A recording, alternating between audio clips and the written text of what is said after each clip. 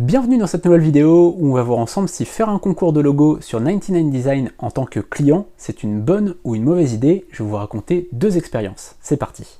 Depuis 2012, l'année de création de mon activité, j'ai acheté plusieurs dizaines de logos sur différentes plateformes comme Fiverr, comme ComeUp qui s'appelait avant 5euros.com ou encore Kang, je vous ai mis le lien dans la description, vers mes vidéos où je vous donne mon avis sur ces différentes plateformes en tant que client. Là, ce sont des plateformes où on achète un service, c'est-à-dire que le freelance crée un service, on achète ce service. Là, c'est très différent avec 99design, qui est une plateforme de concours que je vous présente maintenant. Le concept de 99design, il m'intéressait beaucoup au début en tant que client, puisqu'il y avait une vingtaine, en gros, de créateurs qui me proposaient des logos. C'est-à-dire que je payais 289 € ou quelque chose comme ça, pour faire le concours, et je savais qu'il y avait une vingtaine de créateurs qui allaient proposer au total une soixantaine de logos. Donc je savais que en gros il y avait 20 créateurs qui allaient faire chacun 3 logos, et donc ça me permettait d'avoir une soixantaine de propositions. Donc comme ça, je trouvais ça vachement intéressant, et je me disais mais ouais, je vais pouvoir avoir plein de propositions différentes, alors que d'habitude je vais avoir 4 ou 5 propositions, là j'en aurai 60, donc ça va être génial. Et ce qui s'est passé, c'est que j'ai vu assez rapidement que des freelances se plaignaient de ça. Pourquoi ils se plaignent? Tout simplement parce qu'ils font 3 propositions en ayant très peu de chance, une chance sur 20 en gros à peu près, d'être sélectionnés et donc de percevoir quelque chose, de gagner quelque chose. Donc c'est un peu de la loterie, ils font un travail mais ils n'ont qu'une chance sur 20 derrière de gagner de l'argent. Donc ils trouvaient pas ça terrible, je me suis dit ouais, c'est quand même pas très éthique, mais je me suis dit je vais essayer quand même, j'étais au début de mon activité, je me suis dit je vais quand même tester. Et en fait, j'ai eu 3 expériences avec 99design et 3 fois ça a été un foirage total. Je vais vous expliquer tout ça. Je me souvenais que 2, donc dans une autre vidéo j'ai dit que j'avais eu 2 expériences. En fait j'en ai eu 3 puisqu'il y en a une qui m'est revenue il y a quelques minutes avant de commencer cette vidéo. Je vais vous raconter mes 3 anecdotes en tant que client sur la plateforme 99design, mes 3 retours d'expérience. La toute première, c'était en 2015. J'étais à ce moment-là, j'avais un site de vente de prestations de services et notamment de création de logos, mais je ne créais pas de logos moi-même, je faisais faire par des freelances et je prenais une toute petite commission, style 20-30 € sur la création du logo. Moi en fait je savais faire du nombre, je savais avoir beaucoup de commandes et donc je prenais une toute petite commission et en fait je sous-traitais ça. Et l'idée c'était de prendre entre 20 et 50 € à chaque commande, et finalement moi je payais quelqu'un pour le faire. Et là je m'étais dit tiens, cette plateforme elle peut être intéressante parce que je peux sélectionner les meilleurs concepts et présenter ça à ma cliente. Donc je vois la cliente, etc. et elle me dit ce qu'elle veut, etc. Et finalement, on fait le concours et c'est une catastrophe. Les propositions sont pas bonnes du tout par rapport à ce que j'avais demandé. Et au final, la cliente annule la commande. C'est-à-dire que du coup, moi j'ai payé je crois 280 €, quelque chose comme ça, et la cliente annule la commande. Ça a été, je crois, ma seule annulation de commande en plusieurs années. Et alors que d'habitude, je passais avec des freelances, ça se passait bien. Là, j'ai voulu avoir plus de propositions pour que la cliente soit contente et qu'elle ait plein de choses. Et au final, c'est la seule fois où j'ai eu une annulation de commande.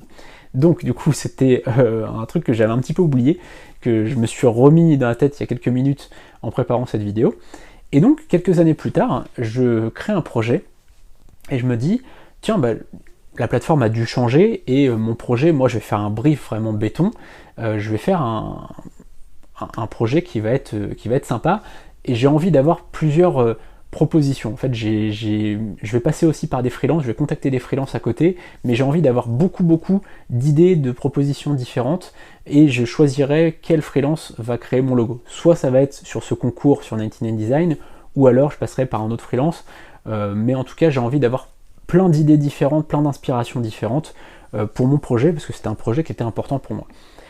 Je crée le concours, je sélectionne un logo finalement sur 99design parce qu'il y avait des choses qui étaient intéressantes. Je fais des modifications, vous savez, on peut faire des allers-retours de modifications. Et quelques jours plus tard, je vois mon logo que j'ai acheté, je le vois sur une bibliothèque d'images, sur une banque d'images, où on pouvait en fait l'acheter pour changer les couleurs. Et finalement, on pouvait juste, en fait la personne elle a juste pris le logo, elle l'a vectorisé finalement pour avoir les fichiers sources, et c'est tout. Finalement c'est tout ce qu'elle a fait, elle a juste changé les 2-3 couleurs, et finalement pour 289 € j'ai eu ça. Et finalement, là, j'ai compris que c'était un peu le modèle économique de la plateforme et de ces vendeurs-là. C'est-à-dire qu'ils se disaient, bon je fais 3 logos à peu près, on est 20, j'ai peu de chances d'être choisi, donc il faut que je fasse un truc rapide. Pour un 3e projet, décidément je suis très bête, moi faut vraiment... je comprends vite mais il faut m'expliquer longtemps.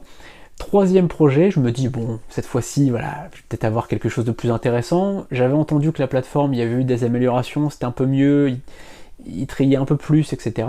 Et je me dis bon, je vais prendre l'offre au-dessus, donc je crois que je prends une offre un peu plus chère pour avoir vraiment des prestataires plus haut de gamme.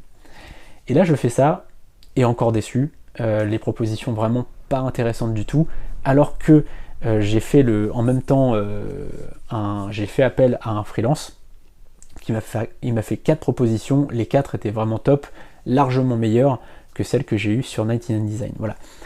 C'est ça pour dire que finalement des fois on se dit bon tiens attends, on va avoir 60 propositions, ça va être beaucoup plus intéressant, mais en fait non, puisque en effet si c'était 60 propositions d'un seul graphiste et que vous le payez en conséquence, là en effet vous auriez des trucs super, mais là c'est des personnes qui ne savent pas si derrière elles vont être choisies ou pas, donc elles prennent des images de banque d'images et derrière vous avez des qualités de logo qui sont vraiment qui laissent à désirer. Pour résumer mon avis sur 99 Design, alors évitez les concours de logos. Je sais que sur 99 Design on peut aussi passer en direct avec un seul graphiste, ça peut être plus intéressant puisque là il va vraiment être sûr qu'il va avoir de l'argent à la fin, donc il va peut-être être plus impliqué. Sinon, très honnêtement, passer en direct avec un freelance sur une plateforme, c'est toujours mieux quand même de passer par une plateforme comme befreelancer.com, je vous ai mis le lien dans la description, ou comme ComeUp, ou comme Fiverr, ou comme Malt si vous avez un peu plus d'argent. Et ce que vous faites, c'est que vous passez en direct avec la personne, vous allez lui dire vraiment ce que vous voulez, et là vous êtes sûr d'avoir quelqu'un qui va vraiment être à fond sur votre projet, puisqu'elle sait qu'à la fin, elle aura son argent. D'accord? Donc passez toujours en direct, ne faites pas de concours de logos, ça sert à rien, et mettez le prix. C'est-à-dire que vous dites, voilà, je mets 200, 300, 400, voire même 500 €, voire plus, si vous pouvez, et ça vous permet déjà d'avoir plusieurs propositions de logos. Il faut savoir que j'ai fait une vidéo pour savoir les prix des logos dans la description. Il faut en fait tenir compte du nombre de propositions, du nombre de maquettes, il faut aussi tenir compte du nombre d'allers-retours, de révision du logo, et ça vous fait un prix. Par rapport à ça, il vaut mieux avoir parfois seulement 3 ou 4 propositions, mais que la personne soit vraiment très attachée à vous donner des propositions de qualité, plutôt que de payer pour avoir plein de propositions, mais de dire moi c'est 10 € la proposition, et donc le mec qui va enchaîner, il va aller sur des banques d'images pour aller trouver des choses pas chères, voyez. Donc c'est très important de mettre le prix, mais pour les bonnes choses, parce que si vous mettez 500 €, mais pour avoir 500 propositions, ça va pas le faire. Par contre, si vous mettez 500 €, mais pour avoir 4 propositions, là vous pouvez vraiment avoir des résultats de grande qualité. Voilà, c'était mes petits conseils, n'hésitez pas à vous abonner juste en dessous pour recevoir toutes les prochaines vidéos en activant la cloche plutôt. Et on se retrouve très bientôt pour une prochaine vidéo. N'hésitez pas à me poser toutes vos questions dans les commentaires, j'y répondrai avec grand plaisir en commentaire et en vidéo. A très bientôt, salut!